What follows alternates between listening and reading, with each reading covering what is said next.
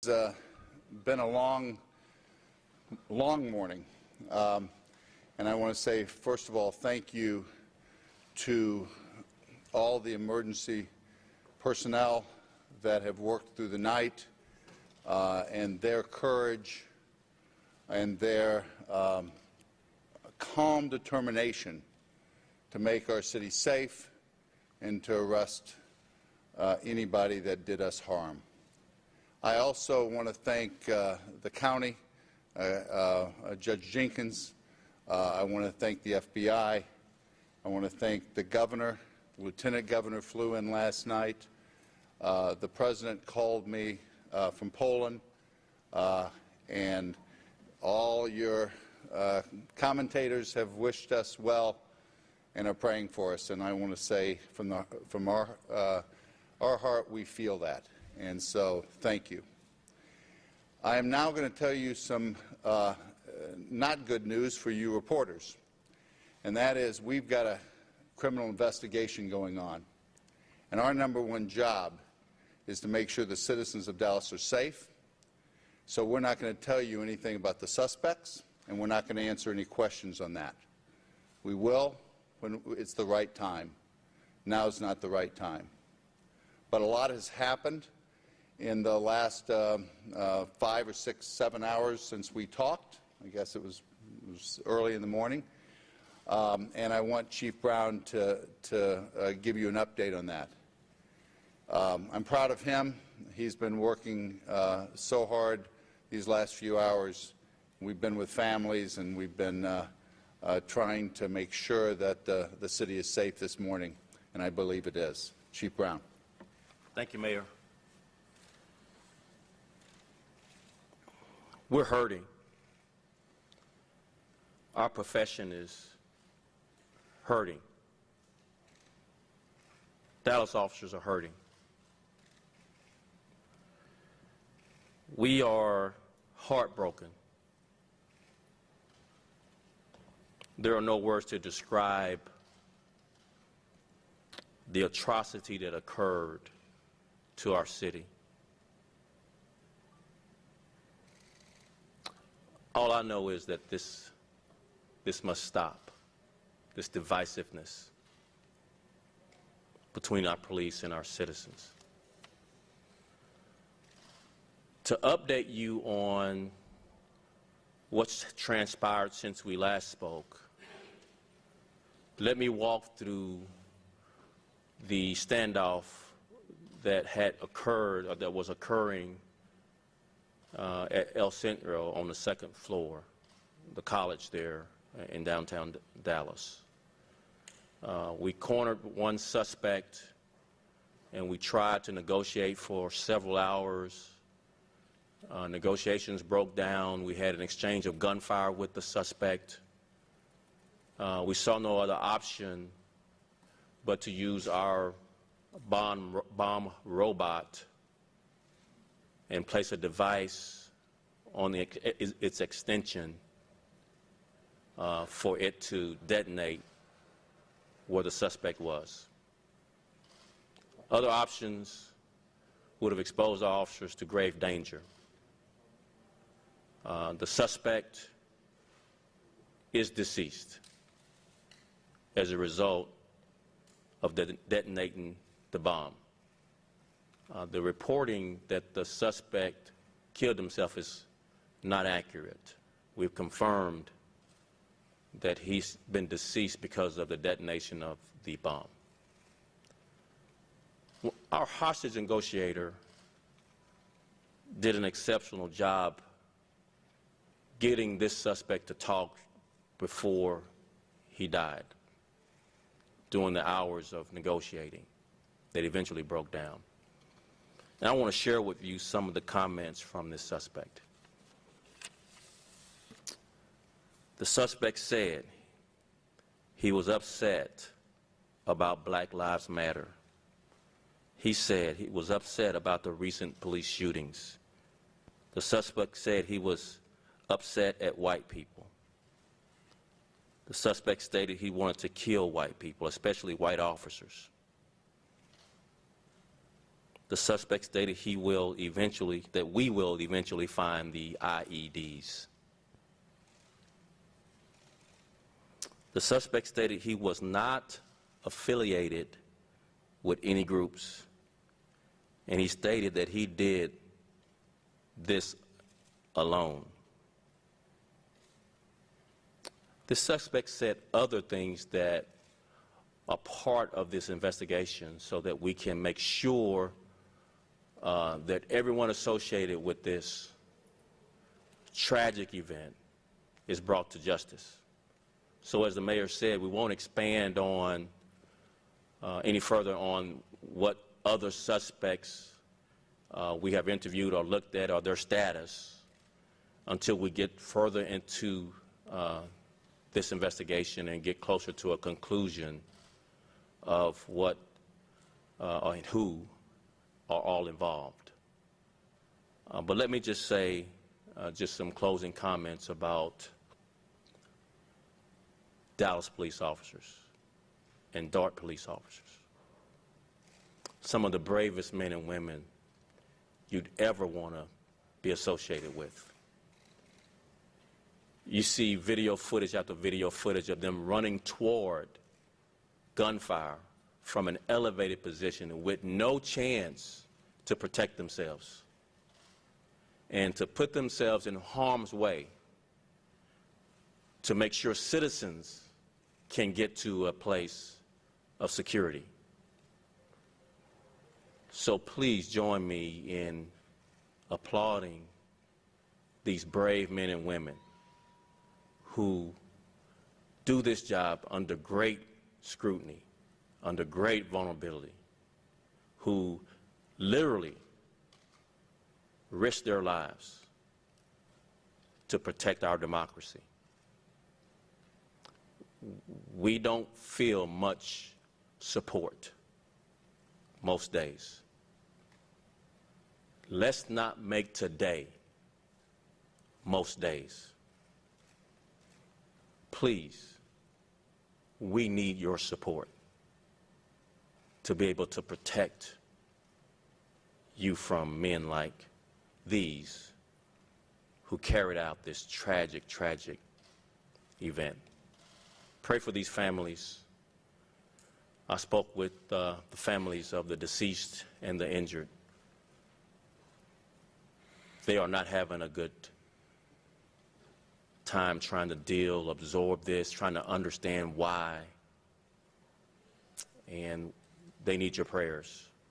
So please join us in helping us comfort the grieving officers' families. And I trust that soon, because we're working very diligently in processing the crime scene, to find evidence to bring any other suspects to justice that were a part of this. But please pray for our strength through this trying time. Thank you. I want to add that there are public safety officials that protect our cities and our institutions all across America every day that aren't police officers. And we lost one of those last night. A DART officer was one of the victims. And I want to just take a moment and say the professionalism of the DART organization was great. And I appreciate better school police officers, campus, college police officers, standing shoulder to shoulder with our police officers, and that's the way we work. Now, Chief Brown told the victims' families last night and the police officers that he was a man of faith, and I'm a man of faith too, and that we need prayers, and prayer is good. So today at 12 o'clock at Thanksgiving Square, a leadership group of interfaith ministers will be leading us in that prayer. I would ask that if you're at your home or at your office or at your school to join us today at noon in that spirit of prayer, to bring our city together and our country together, to heal wounds, not create them. Thank you. Any questions that were not off limit? Yeah. The injured officers have, most of them have been released. There are some that will need follow-up. I'm not going to go into the detail of what types of injuries. Their families are being very private for obvious reasons right now. But again, excuse me, what's the question? I'm sorry. Critical. No. Yes, they're doing better. Some have been released. Some of their statuses, they're still needing more treatment, but they're being very private about any further details about their health.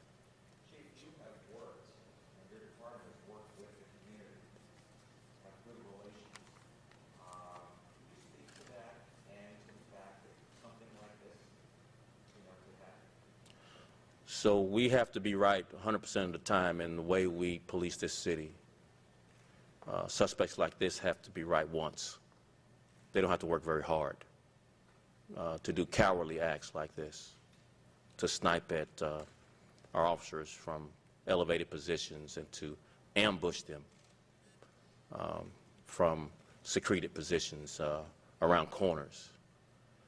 All that hard work is not for naught.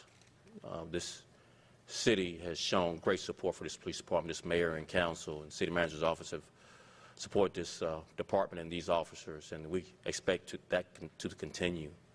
And this community, I'm born and raised here. Dallas is a great city.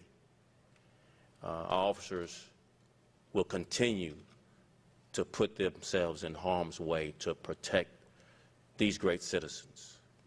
So it's worthwhile. I want to brag just for a second for if anybody hasn't heard us say this.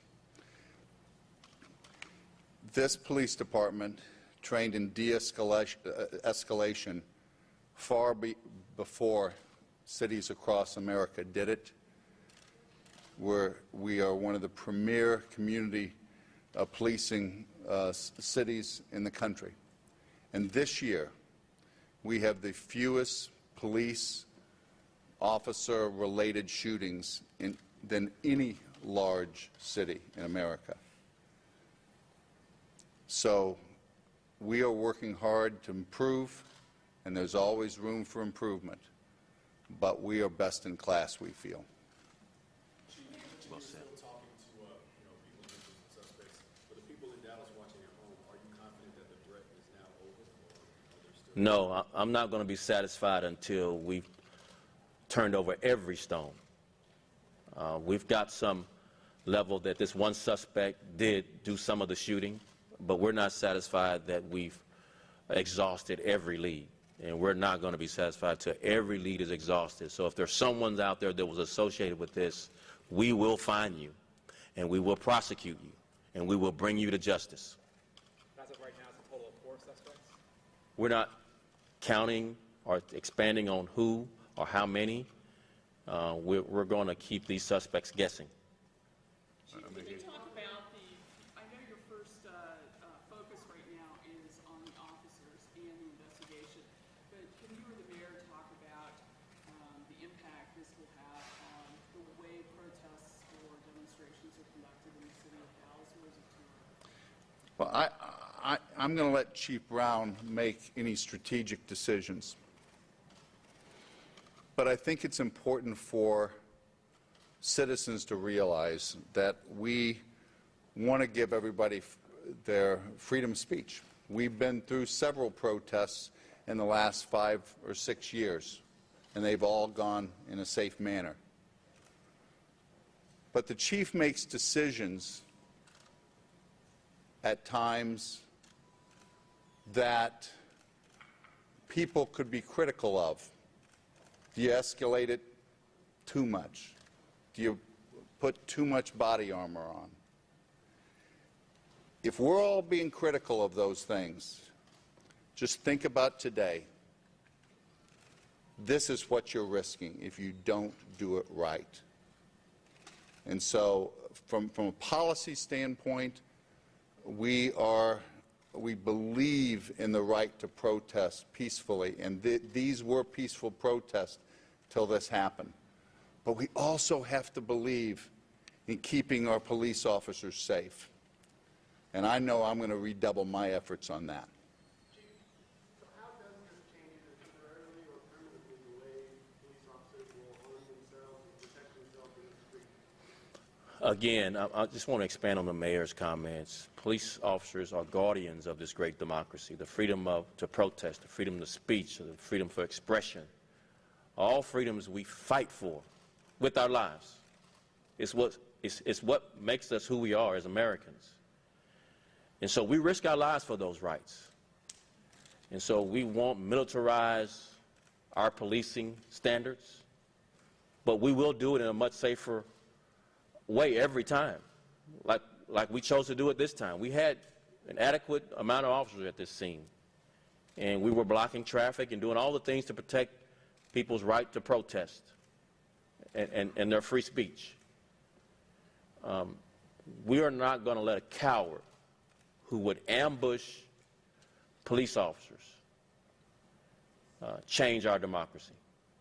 We're not going to do it. Our city, our country is better than that.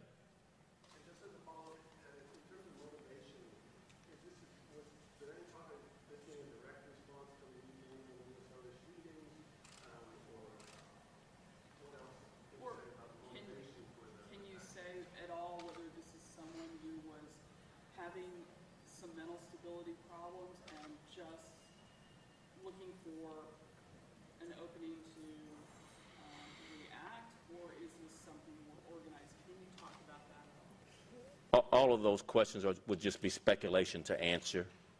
We can't get into the head of a person that would do something like this. We negotiated with this person. They seemed lucid during the negotiation.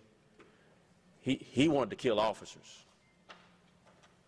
And he expressed killing white people. He expressed killing white officers. He expressed anger for Black Lives Matter. None of that makes sense. None of that is a reason or legitimate reason to do harm to anyone. So the rest of it would just be speculating on what his motivations were. We just know what he said. That's what he said to our negotiators. Hey guys, thank you. We still have a lot of work to do. We're going to take off.